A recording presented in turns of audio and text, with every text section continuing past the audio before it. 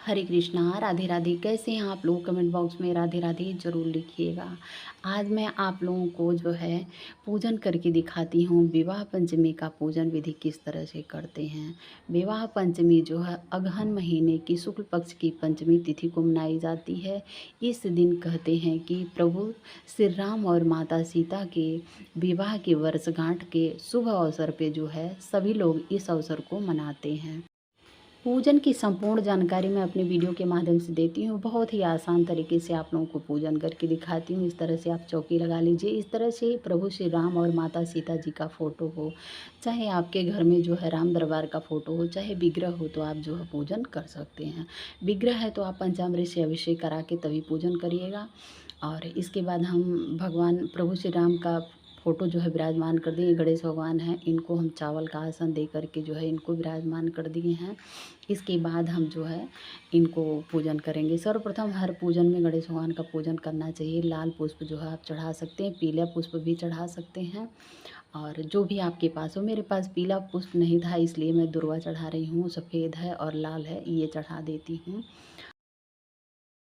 विराजमान करने के बाद हम जो है इनको, अगर विग्रह हैं तो आप पंचामृत से स्नान करा सकते हैं, नहीं तो इस तरह से जल का छींटा दे करके मन में भाव रखते हुए स्नान आप जल के छींटे से करवा सकते हैं।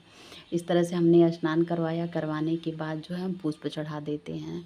पुष्प चढ़ाने के बाद आज के दिन कहते हैं कि जो लोग माता सीता का और प्रभु श्री रामचंद्र जी का पूजन करते हैं ना, जिनके घर में बच्चे बड़े हो गए हैं, जिनके घर में शादी नहीं हो रही है, विवाह में विलम्ब हो रहा है, उनके घर में शादी बड़े आराम से उनके बच्चों की हो जाती है। तो आज के दिन पूजन ज़रूर करना चाहिए। गणेश भगवान के साथ साथ हम गौरी मैया को भी विराजमान करेंगे।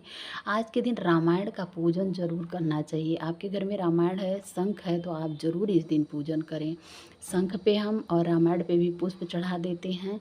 और इसके बाद हम जो है जल चढ़ाएंगे। तो आप एक कलश जो है जल का भर के रख दीजिए। एक चीज़ का और ध्यान देना है कि जब भी आप भोग लगाएं, चाहे जल चढ़ाएं, तो प्रभु श्री रामचंद्र जी में तुलसी दल बहुत उनको प्रिय है, तो तुलसी दल चढ़ाते हैं।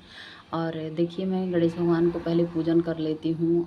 रोली और कुमकुम से जो है तिलक कर देती हूँ, गौरी मैया को कर देती हूँ। और गणेश भगवान को जब आप भोग लगाते हैं ना, तो उसमें तुलसी दल नहीं रहना चाहिए, तो इसलिए भोग जो है, चाहे जल हो चाहे भोग लगाएं, तो आप 2 जगह ज़रूर लगाइएगा।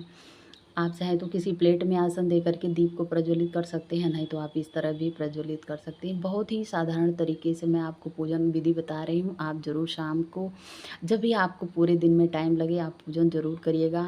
यह पूजन करने से हमारे घर में, आप देखिएगा, बहुत ही मंगलकारी ये पूजन होता है। भगवान श्री राम का जो पूजन करता है, वस्त्र रूपी हम इनको जो है 1 सवा मीटर का जो है वस्त्र आप भगवान को चढ़ा सकते हैं।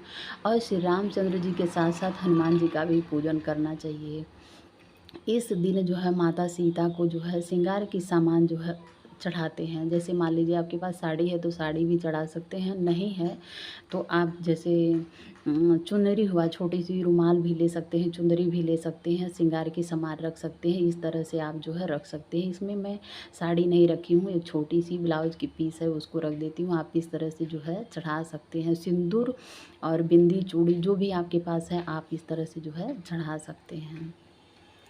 आज के दिन जो है हम पंचामृत भी बना के प्रसाद चढ़ा सकते हैं, नहीं तो आप पूड़ी हलवा का प्रसाद चढ़ा सकते हैं। लेकिन ध्यान रहे कि घी में बनी हुई पूड़ी और सात्विक होनी चाहिए। जैसे मान लीजिए आप गैस पे खाना वगैरह बनाए हैं, तो उसको साफ़ करके तभी जो है आप बनाइएगा। और ये ड्राई फ्रूट रख देते हैं। आप चाहें तो अगर मिले तो आपको मिठाई भी चढ़ा सकते हैं। और ऋतु के अनुसार जो भी फल आपको चढ़ाना है तो आप चढ़ा सकते हैं। इसमें हम तुलसी दल डाल दिए हैं। अब हम गणेश भगवान को भी भोग लगाएंगे, तो उनके भोग में हमें तुलसी दल नहीं डालना, तो इसलिए मैं केले का भोग उनको लगा रही हूँ। इसके बाद हम प्रभु श्री रामचंद्र जी को भोग लगाएंगे।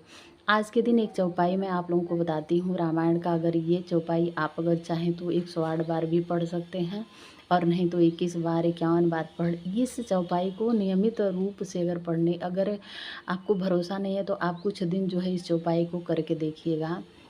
बहुत ही लाभदायी होती है। और आज के दिन जो है माता सीता जी को जो है सिंदूर ज़रूर चढ़ाना चाहिए। सिंदूर चढ़ाने से हमारे सुहाग की वृद्धि होती है, इनका आशीर्वाद मिलता है।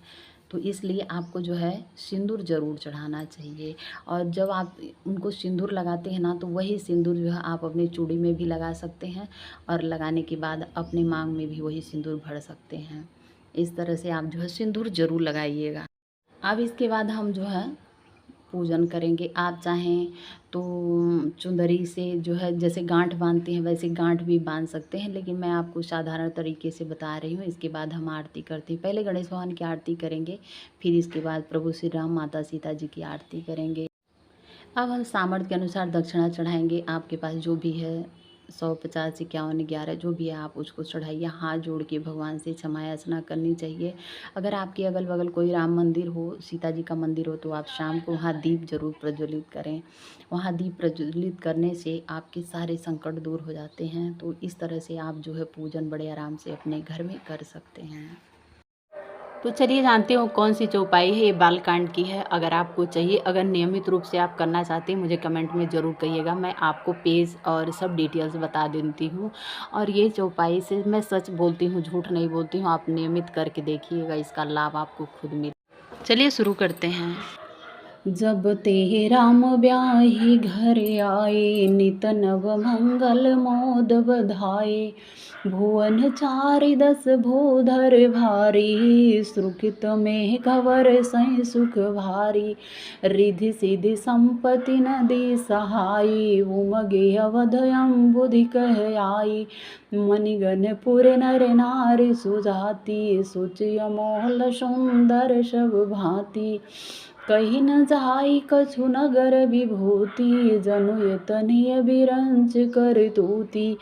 सब विधि सब पुर लोग सुखारी, रामचंद्र मुख चंद्र निहारी। मुदित माथु सब सखी सहेली, फलित विलोक मनोरथ बेली।